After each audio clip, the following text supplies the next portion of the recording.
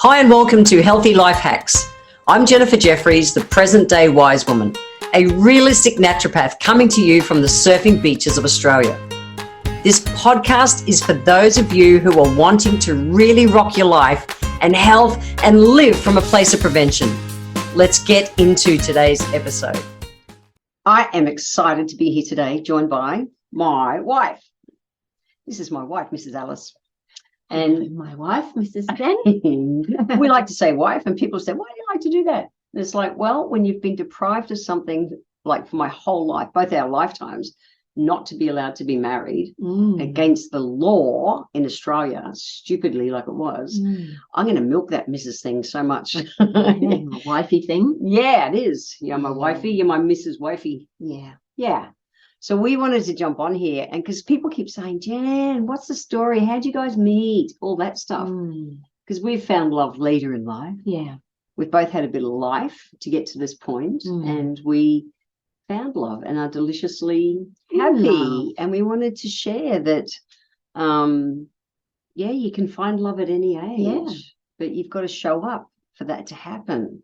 You do. Yeah. So why don't we'll start at... you're a surfer and I'm a surfer, and we both surf at the same place, Currumbin Alley. Yeah.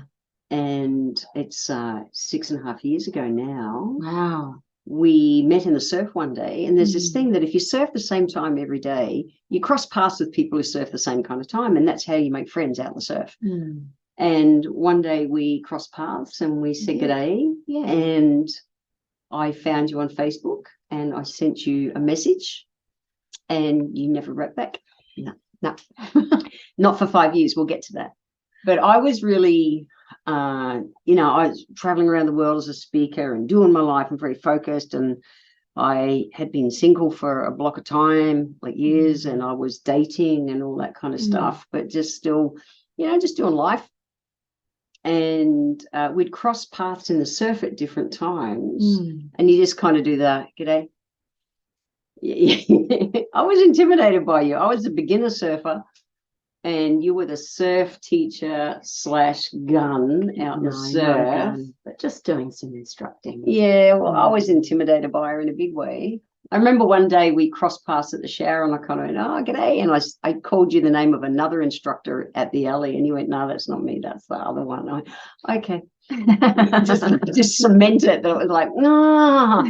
So we did this dance. For like 5 years. I was straight then. You were straight. That's the other thing, is I didn't know that you were gay. I just figured that you were straight. Yeah. How wrong of me to assume. Yeah, but that's how we'd met. Well, I was we straight. have, yes. So well, let's go there, because you sent me a message 18 months ago and asked me out on a date. But what brought you to ask me out? Well, I had... Let's go there. Yeah, I jumped the fence. She did. Jumped the fence. Must have been about 57. Yeah. I had an amazing relationship. Yep. With a trans man. Yeah. And went, wow, this is so different to any heterosexual relationship that I've had. Now I get it. I get it. What did you get? There was just the emotional connection. Yeah. It was fantastic, and I'd never really understood the rules of engagement with men, and that's a way to put it. Yeah. And so I'd had that relationship and gone, wow, I'm never going back to straight relationships again. I'm not going back to that. Felt like a desert with men. As much as I have... Look, some of my best friends are men. All of my best friends, my closest friends, are all men. Yeah. Same deal. I have a son who I love dearly. Just in terms of intimacy and relationship, it didn't click for me. Same. Yeah, so I jumped the fence, and I also I'd had a solid year of therapy to release post-traumatic stress and other forms of kind of trauma. Life stuff. Yeah, I'd been working through a lot of life stuff, very timely. And I'd done 3 sessions on relationship readiness with a couples counsellor, relationship therapist, because I just went, I get it now. I'm not completely messed up. I'm a good person. I am worth loving. I kind of came into myself and went, I'm a good person. You are a good person. And I thought, I'm not going to live out the rest of my life alone because I wanted to be in a relationship. Yep. I knew very clearly then that I did want to be in a relationship. And in fact, I knew I wanted to be married. Nice. Yeah. And so our paths had crossed in person, and our paths had crossed on Facebook. And I'd always found you a very attractive woman.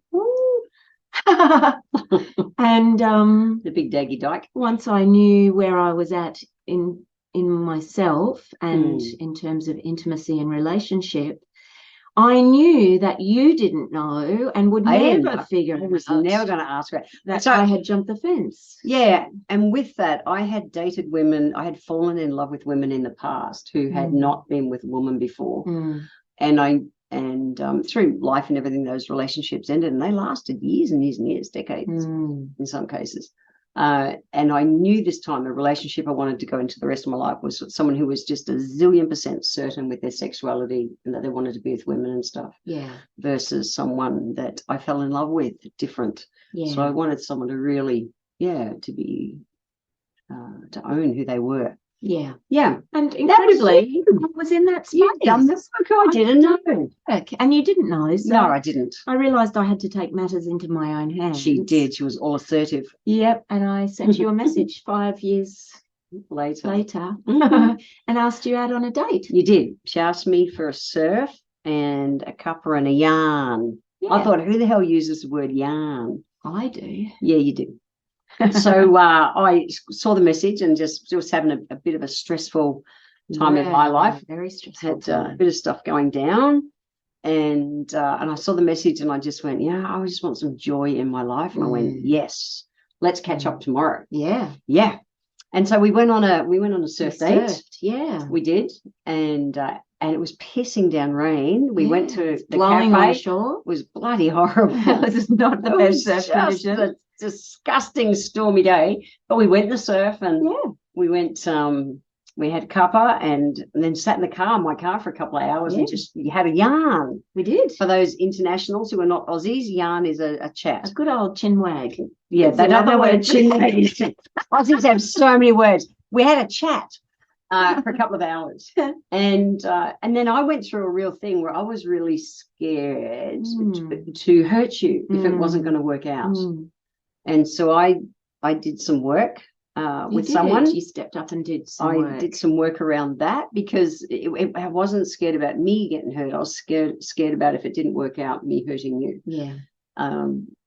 And so that was interesting. So, a couple of months later, I surprised you. You did. Yeah. And I asked her to marry me. Yeah. When we're having my housewarming. You did. That was a bit of fun. Quite a moment. It was a moment. Yeah. But I loved it. Yes, that was an astonishing moment. I had no idea that was coming. No, I surprised you and you said yes. Yeah, I did. I did. My gut said yes straight away. Yeah, and then in August last year, so that was 9 months later, we got married. Yeah. In front of 100-ish of our closest friends. We did. Our tribes came together and it was just wonderful, and it was such a joy, love-filled, an epically joyous day, wasn't it? It was. It was really next level. It was wonderful. Yeah. And so we wanted to do this, one, because people ask us, what's your story? Because we've got so many followers on the podcast. Yeah. But at the same time, to give those of you who have not found love yet hope. Yeah. Because and part of that hope is that you've got to hold space, that there is someone out there for you. Because if we keep doing and we've got to be engaged with life, it's really easy as we age to withdraw. Yes. And to lose confidence and things like that. And it's important to stay engaged in life. And I have people say, you've gone and found Alice and you're all in love. What dating app will I use? I tried dating apps, guys. And I definitely had some dates and I met some cool shit women. However, I realized I was not going when I found you, or, I'd come to the space beforehand that when I'd done work and I was ready to date again, which was, my mates would always say, when are you when are you going to date again? I'm going, no, I'm just not ready yet. Just happy being on my own. And I was not receptive to dating. I was very much I was dealing with a dying mum and just life. I really was. And I went, I haven't got the brain capacity to date anyone. And anyway, some of my mates asked me on a Saturday surf, and they said, you know, are you going to date? And I went, you know what? I actually am. I'm ready. I'm ready. And I rattled off a list of things, the kind of chick that I wanted to meet. Yeah. And it was like 4 days later, you messaged me. Yeah. But, you know, the energy opened. It did. It did. But you also changed your music, didn't you? I did. Yeah. You consciously thought through the type of woman that you wanted to meet, and you shifted some fundamental things in your life in a way that would meet that type of woman. Yeah, very much. So I really believe in energy, and I love music. And I have the kind of, I'm a hard-ass rock and roll-y kind of chick. And at the same time, at the other end of the spectrum, you know, I love playing my ukulele and stuff. And I've got this, COVID just changed my whole lifestyle with not traveling for a few years and doing more of the surfing, relaxed kind of life. And I went, wow, if I want to really, you know, attract the chick that I want, the woman that I'm on, the woman of my dreams, I knew I needed to change my energy. And it was a really mindful thing. And I remember sitting one day and just really feeling into what was the vibe that I wanted to carry forth in my relationships as I, you know, through the rest of my life. Setting up that I was going to, you know, right from the start, the intention to create and work on a relationship differently to what I'd done in the past, which hadn't worked. And so music became part of it. And I created a whole different playlist. And I played that playlist all the time. I put that vibe into me. And definitely that you couldn't have dated me 3 years ago. No. Fuck, I was not the person for you 3 years ago. I really wasn't. Yeah. So I needed to do the work on me. I needed to be open and receptive to what I wanted, because previously, like my vibe, my thought of what I wanted and my vibe didn't match. No. The energy wasn't congruent. There was no way I was going to attract who I thought I needed, or what, not needs the wrong word, but I wanted in a partner, a wife. But I did things really consciously, mindfully to change my energy, because we attract what we are. And so people go, oh, I want an outgoing, fun person, and they're miserable as shit sitting home watching telly. Well, you are not going to attract a fun, loving, out there partner if you're sitting home doing miserable, I can't find someone.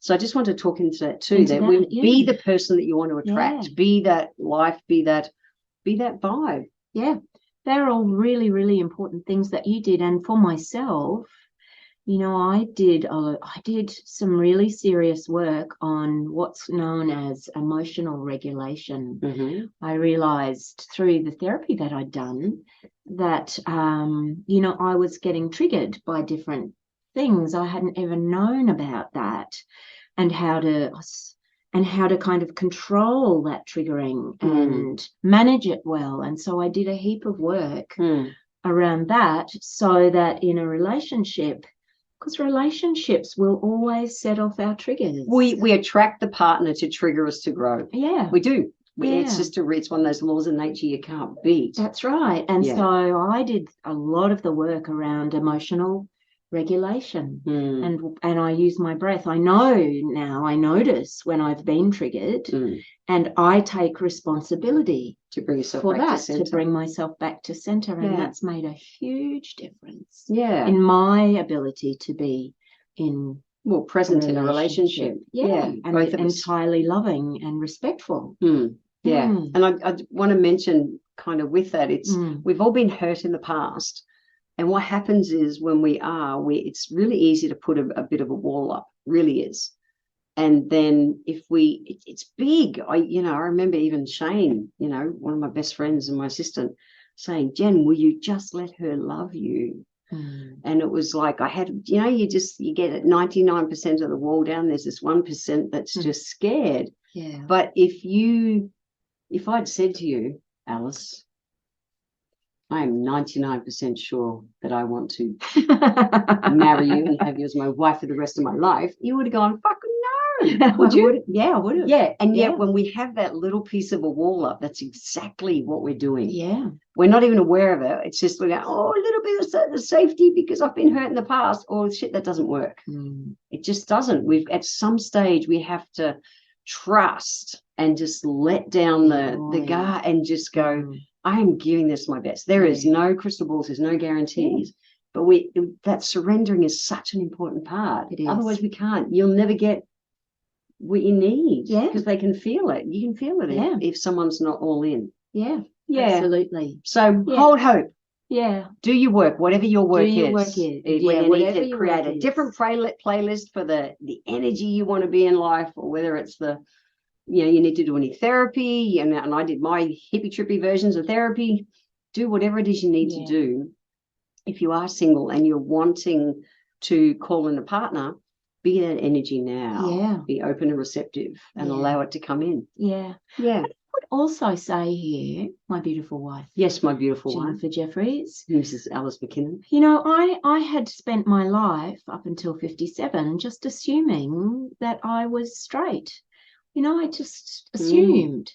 And, you know, in this day and age, there is our sexuality, and there is also gender fluidity, you know, and younger generations are much more able to go with the flow around gender fluidity without getting triggered. Yeah.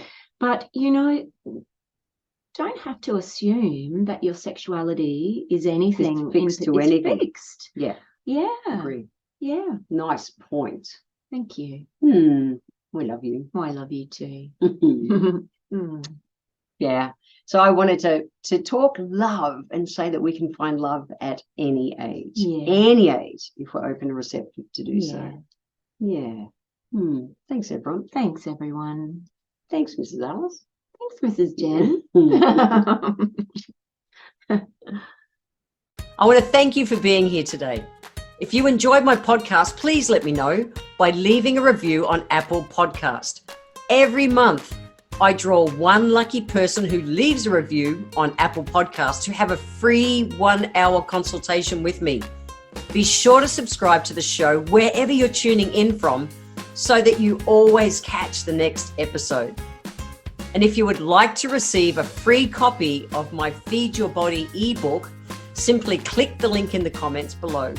Join my newsletter and we will get that free ebook sent to you. I welcome your emails, and you can write to me at podcast@healthylifehacks.com.au. Until next time, remember, when it comes to life, live it, love it, and get on with it.